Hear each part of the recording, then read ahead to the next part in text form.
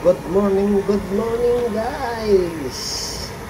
Magluluto tayo ng laman loob guys. Nilagyan ng ating tolya. Ito guys. Ito po guys, palalambutin natin ng maigi guys. Yan guys. Masarap to sa sabaw guys. Simpleng luto pero masarap guys.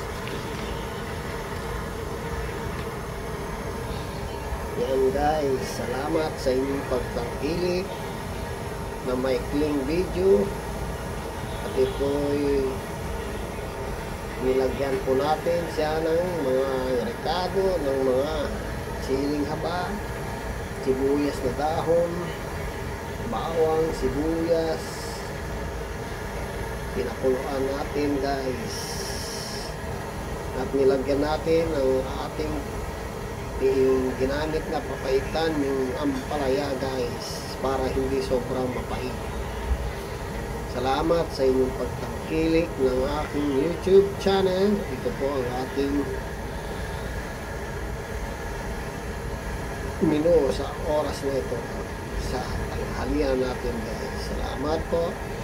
At huwag niyo po kalimutan mag-subscribe at mag-follow. Salamat and God bless you all.